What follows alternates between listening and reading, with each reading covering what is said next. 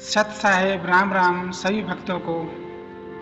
एक समय की बात है, कबीर साहिब के पास उनका एक शिष्य आयुष आता है, उलझनों से भरा हुआ, और कहता है, प्रणाम गुरुदेव, मैं जीवन की सबसे बड़ी उलझन लेकर आया हूँ। समय लगता है यह हाथ से रेत की तरह फिसलता जा रहा है। समय बीतता जा रहा है और मैं कुछ कर नहीं पा रहा हूँ। कबीर साहिब ने आंखें खोलते हुए कहा, वत्स, तुम अकेले नहीं हो जो समय को समझ नहीं पाए। यह तो हर जीव के जीवन का सबसे बड़ा रहस्य है। क्या तुम स्वयं को समझ पाए हो? जो व्यक्ति स्वयं को नहीं समझ पाए, वह भला समय को कौन समझ पाएगा? तुम स्वयं को क्या सोचते हो?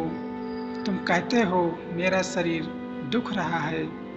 तुम कहते हो जब मरने के बाद कि फलाना फलाना ढिकाना व्यक्ति हमें छोड़कर चला गया। अरे, अगर वह शरीर हो स्वयं था तो शरीर तो तुम्हारे पास ही है रहता है। इसका मतलब वो व्यक्ति वो शरीर नहीं था जो छोड़कर चला गया। जिसे तुम अपना मानते रहे, जानते रहे और जानते थे, वह शरीर नहीं था, और उसी प्रकार तुम भी यह शरीर नहीं हो।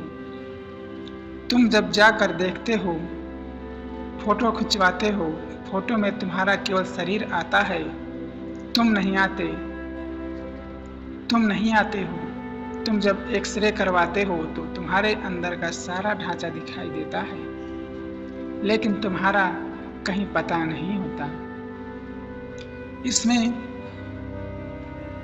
उसमें तुम नहीं होते हो। तुम मानते हो कि तुम हो, लेकिन तुम स्वयं को जानते नहीं हो।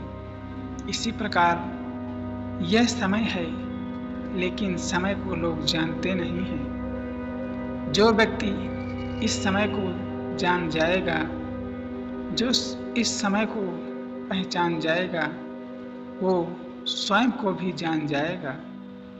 और जो व्यक्ति स्वयं को ही नहीं जान पाया, वो समय को क्या जानेगा। तो आयुष ने कहा, गुरुदेव, क्या समय एक वस्तु है, या कोई ऊर्जा है, या कोई चक्रव्यूह है, या काल चक्र है?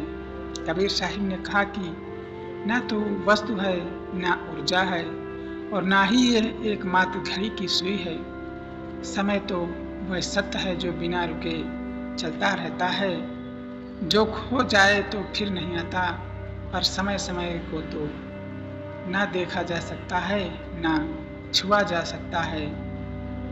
आयुष ने कहा, प्रश्न किया। कबीर साहिब ने कहा, क्या तुम स्वयं को छू सकते हो? क्या तुम स्वयं को छू सकते हो? क्या तुम स्वयं को देख पाए हो? नहीं देख पाए। क्या तुमने हवा को कभी अपनी मुट्ठी में बंद किया है? क्या तुमने हवा को देखा है? आयुष ने कहा कि नहीं देखा, और नहीं उस हवा को मैं कभी मुट्ठी में बंद कर पाया हूँ, लेकिन उसको मैं महसूस कर सकता हूँ। कबीर साहिब बोले कि बस इसी प्रकार तुम समय को भी महसूस कर सकते हो, लेकिन उसे देख नहीं सकते हो। और जो सबके मूल्यवान होता है, क्या वह दिखाई देता है? क्या तुम अपने जीवन को देख पाते हो? श्वास देख पाते हो? जिन श्वासों को तुम ले रहे हो, श्वास में नाम जप, वृथा का श्वास मत खोए ना, जाने श्वास का फिर आह्वान होए ना होए। मैं क्यों कहता हूँ यह दोहा बार बार? क्योंकि समय चल रहा है। हर व्यक्ति के जीवन का एक समय होता है। तुम श्वास में नाम लो, कहता हूँ, कह जात हूँ, कहूँ बजाकर ढोल, कहता हूँ कह जात हूँ कहूँ बजाकर ढोल, एक श्वासा खाली जात है 3 लोक का मोल। तीनों लोकों के मोल के बराबर है यह एक श्वास लेने में तुम जितना समय व्यर्थ कर देते हो, उस समय की कीमत तुम नहीं समझ सकते हो।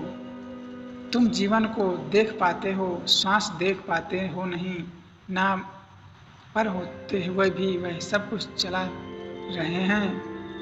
वो श्वास जो तुम्हें दिखाई नहीं दे रहे, वो तुम्हारे शरीर में इस ढांचे के अंदर सब चीज़ों को चला रहे हैं, तुम्हारे हृदय को चला रहे हैं, तुम्हारे हाथ पैर, तुम्हारी आंखें, सब कुछ वही चला रहे हैं। समय भी ऐसा है, अदृश्य है किंतु सर्वशक्तिमान है।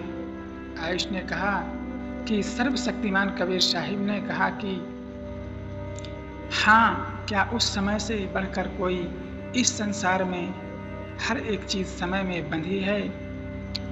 हर एक व्यक्ति, पशु पक्षी, सबका जीवन सीमित है, समय में बंधा हुआ है, जिसे लोग काल कहते हैं। वह समय ही तो है, ये सब समय की बीतता जा रहा है। यह समय सबके सिर पर खड़ा है। जिसका समय अच्छा होता है उसके साथ सब अच्छा होता है। यह सब कुछ समय का खेल है। समय अच्छा हो तो कहावत है, अल्लाह मेहरबान तो गदा पहलवान। तो इस वक्त समय अच्छा होता है, आप कुछ ना करते हो, वे भी बहुत कुछ पा जाते हैं।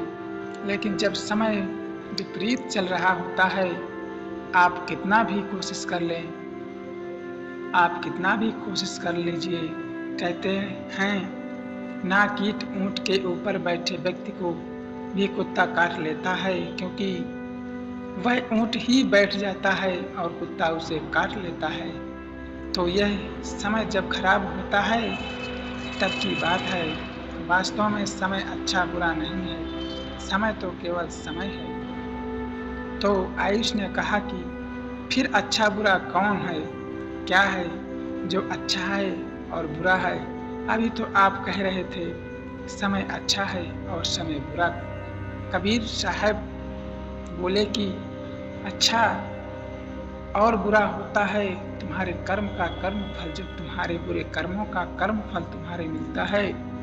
तुम्हें मिलता है तब तुम्हारा समय बुरा कहाँ जाता है।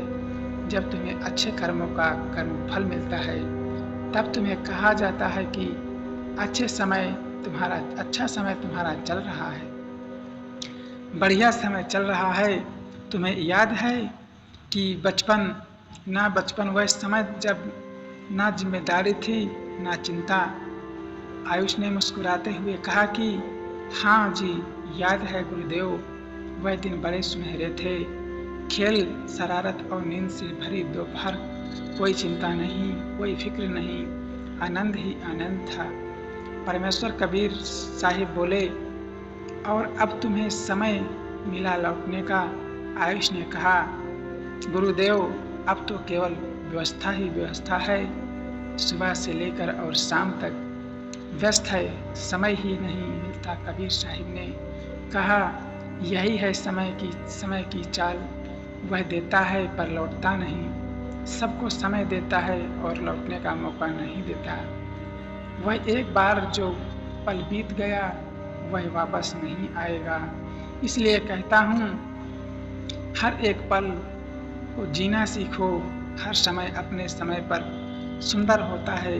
यदि हम उसमें जीना सीख जाएं तो हर व्यक्ति के जो समय होता है, जो परिस्थितियाँ होती हैं, इसमें जो चीज़ें होती हैं, या तो उन परिस्थितियों को वह बुरा भला कहकर टाला जा सकता है, और या फिर उन परिस्थितियों से वह सीख सकता है। जो व्यक्ति समय का सम्मान करना जानता है, वास्तव में इस जीवन को जीना जानता है, समय की कीमत जानता है, वह व्यक्ति जब समय बुरा होता है तो उससे सीख लेता है कि तुम्हें आगे क्या करना चाहिए। और क्या नहीं। और जो व्यक्ति नहीं जानता सम्मान करना, वह अच्छे समय में भी उस समय का सदुपयोग नहीं कर पाता। बुरे समय में सिर्फ और सिर्फ परमात्मा को कोसता है, समय को कोसता है, कहता है मेरा समय खराब है। वास्तव में उसके कर्म खराब थे, जिनका कर्म फल उसे मिल रहा होता है। आयुष ने कहा, साहब मैं चाहता हूँ कि जीवन में कुछ बड़ा करूँ, लेकिन समय नहीं मिलता। परमात्मा कबीर साहब हंसे और बोले कि बेटा, समय कभी नहीं मिलता, समय कभी नहीं मिलता है, इसे निकालना पड़ता है। हर व्यक्ति के पास 8 पहर ही होते हैं, यही तो हैं, तो 8 पहर 24 घंटे तुम्हें इसी में से कुछ ना समय निकालना होगा। जो उस समय को, उस 8 पहर को साथ लेते हैं, वह बर्बाद करने से समय को बच जाते हैं। उस समय में कुछ अच्छा कर लेते हैं। और कुछ लोग होते हैं जो उसी में बर्बाद हो जाते हैं, क्योंकि वह समय की कीमत नहीं पहचान पाते। तो आराम ने पूछा, तो व्यक्ति ने पूछा, तो क्या मेरी आत्माकांक्षा समय की दुश्मन है? तो कबीर साहिब ने कहा कि नहीं, समय का दुश्मन है आलस। जो व्यक्ति आलस करता है वह समय को गंवा देता है। और जो व्यक्ति चाहता है कि मैं सोऊं, ज़्यादा से ज़्यादा सोऊं, कोई व्यक्ति बातें में समय गंवाता है। जरा एक बार बैठो और सोचो कि अभी जब जितना सोए हो तुमने, जितना सोए हो तुम, तो उसमें तुमने क्या पाया? कुछ भी तो नहीं। तुम रोजाना सोते हो और सुबह सोते हो, दोपहर में सोते हो, रात में जल्दी सो जाते हो, सुबह देर तक सोते रहते हो। क्या पाया आखिर इस सोने से? लेकिन यह चीज़ें कोई आलसी व्यक्ति नहीं सोचता है। इसी प्रकार जो व्यक्ति चुगली निंदा में लगा रहता है, बातचीत में लगा रहता है, इधर उधर की बातें करेगा, वह किसी एक विषय को लेकर बातचीत शुरू करता है और धीरे धीरे विषय बदलता जाता है, एक से दूसरे के ऊपर, दूसरे विषय के तीसरे के ऊपर, और समय बर्बाद करता जाता है। और फिर उसके पूछो तो कहेगा कि साहब क्या करें, समय ही नहीं मिलता। इसी प्रकार तुम कह रहे हो कि समय ही नहीं मिलता। जरा देखो अपने आप को कि तुम कितना समय कहाँ कहाँ व्यर्थ करते हो। उस समय की बचत करो। वो समय ही है जो तुम्हें उत्थान की ओर लेकर जाएगा। ये समय में ही तो, ये समय ही है जो पतन करता है। ये समय ही तुम्हें मुक्त करेगा और यह समय ही तुम्हें बंधन में डालेगा।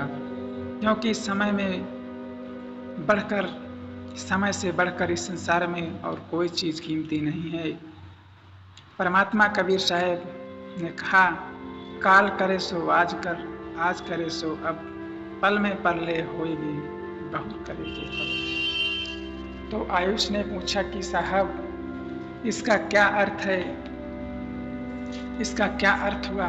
परमात्मा कबीर साहब कहते हैं, बोले कि मेरे पास एक युवक आया था जो कहता था, कुछ भी उसे मैं कहता कि भाई ये काम कर लो, वह कहता जी कल से करूँगा।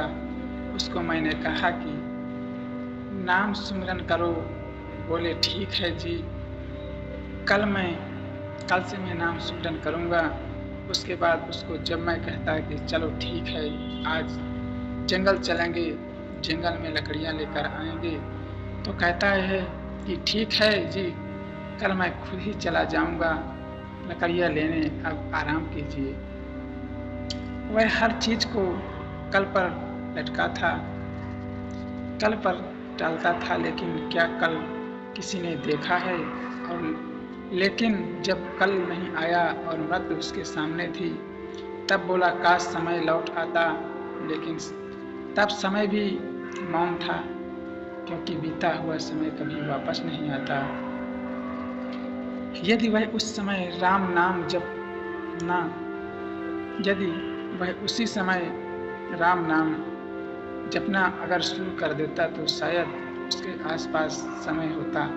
शायद जिस गति को वह प्राप्त हुआ वह उस गति को ना प्राप्त होता और ना कर पाता उस गति को सत्कृति प्राप्त करता, क्योंकि समय का तो किसी को भी नहीं पता। यह समय कब व्यक्ति को पतन की ओर धकेल देता है इसका किसी को नहीं पता। आयुष ने कहा कि साहब, पतन की ओर समय कैसे ढकेलता है? कबीर साहब ने बोले कि सब कुछ समय के अधीन है। मानुष जो सत्संग में नहीं बैठता उसकी बुद्धि काल में हीन है, काल के हीन है। काल उसके गलत कार्य करता है जिससे उसका पतन होता है। रावण को देखो, ये समय ही विपरीत था कि रावण ने अपनी बहन शूर्पणखा की बात मानी और सीता का हरण हुआ और उसका पतन हुआ। राम ने उसका नाश किया। इसी प्रकार दुर्योधन समय ने उसको अहंकार दिया और उसने ही श्री कृष्ण की बात नहीं मानी, शांति प्रस्ताव नहीं माना और अंततः मृत्यु को प्राप्त हुआ। और जिस राज्य की जिस यश वैभव आयुष के लिए तिरस्कार किया ही कृष्ण का, वह सब यहीं पर रह गया। क्या कोई ले जा पाया इस संसार में? इस संसार से कोई भी चीज रावण सोने की लंका नहीं ले जा पाया। चक्रवर्ती सम्राट होने के बाद भी दुर्योधन एक दिन का इस संसार से नहीं ले जा पाया। तो राजा, तो जरा बताओ, इस समय से बलवान कौन है? कोई भी तो नहीं। जो आयुष ने कहा, गुरुदेव, क्या हर क्षण इतना कीमती है? कबीर साहब ने कहा, मैंने अभी तुम्हें बताया ना। कहता हूँ, कह जाता हूँ, कहूँ बाजार ढोल एक श्वास खाली जात है, 3 लोग का मोल। एक श्वास भी अगर तुम्हारे खाली कर वो 3 लोगों के बराबर है। 3 लोगों की कीमत अगर दे दी जाए तो भी एक क्षण भी तुम्हें नहीं मिल सकता। एक श्वास भी तुम्हें उधार नहीं मिल सकती। इतनी कीमती है तुम्हारी श्वासें, और एक श्वास को लेने में कितने क्षण कितने पल विफल व्यर्थ कर देते हो। क्या जानते हो इस चीज को? तो जरा सोचो कि यह जो समय जो तुमने एक श्वास के लिए गवा दिए, एक श्वास के ऊपर जिसने तुमने नाम नहीं लिया,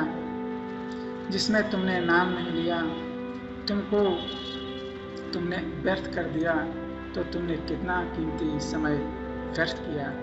यह समय, यह क्षण, यह ब्रह्म का अंश है। यह उस ब्रह्म का अंश है जो एक क्षण में जीना सीख गया, उसने समय को भी जीत लिया। तो आराम ने कहा कि साहब, कैसे जीना सीखा जाता है? कबीर परमात्मा ने कहा कि हर एक क्षण को, हर एक श्वास के साथ नाम लो। जब तुम हर एक श्वास के साथ नाम लोगे तो हर एक क्षण को जीत लोगे, और जिसने इसे जीत लिया उसने समय को जीत लिया, उसने काल को जीत लिया। फिर उसकी मृत्यु ऐसे नहीं आती जिस प्रकार संसारिक लोगों की आती है। जिस प्रकार संसार के लोगों की आती है, वह स्वयं ही अपनी इस काया को छोड़कर उस ब्रह्म के साथ एक हो जाता है। उस पारंपरिक परमेश्वर के साथ वह एक हो जाता है। उसे मालिक कहो, खुदा कहो, भगवान कहो, उसके साथ एक हो जाता है। आत्मा और परमात्मा एक हो जाती है। तो आयुष ने कहा कि साहब, लेकिन यह मृत्यु आती क्यों है? क्या वह समय की सीमा है? तो कबीर साहिब ने कहा, मृत्यु कोई सजा नहीं है, वह समय की पूर्णता है। जिस प्रकार बालक पैदा होता है तो उसके साथ पूरा समय होता है, उसके पास लालन पालन उसका होता है। धीरे धीरे जैसे जैसे वह अपनी जिंदगी जीता है, वास्तव में वह उतना ही मृत्यु के नज़दीक जाता है। वह अपनी इस यात्रा की तरह बढ़ जाता है और एक ना एक दिन यह यात्रा तो पूरी करनी है। तो यह समय एकमात्र यात्रा है इस जीवात्मा की। जब धीरे धीरे यह अपनी यात्रा को पूरा कर लेता है तो इस शरीर रूपी वस्त्र को यह जीवात्मा त्याग देती है। उसको त्यागना ही है, चाहे कोई भी हो। राम, गणेश, रावण, गायो जयो परिवार, जो जिसके इतने 1 लाख पूत 1.25 लाख नाती, त रावण घर दिया नवाती। जाओ बहु परिवार, जिसने इतने 1 लाख पूरा 1.25 लाख नाती हैं, रावण घर दिया नवाती। मतलब कि 1 लाख पूत 1.25 घर नाती। बताओ, 1 घर लाख बेटे 1.25 लाख नाती। तो इस समय कुछ खत्म हो गया, नहीं बचा तो उसको छोड़कर चला गया। सत साहेब, सभी भक्तों को राम राम। आज की कहानी यही खत्म हुई। सत साहेब।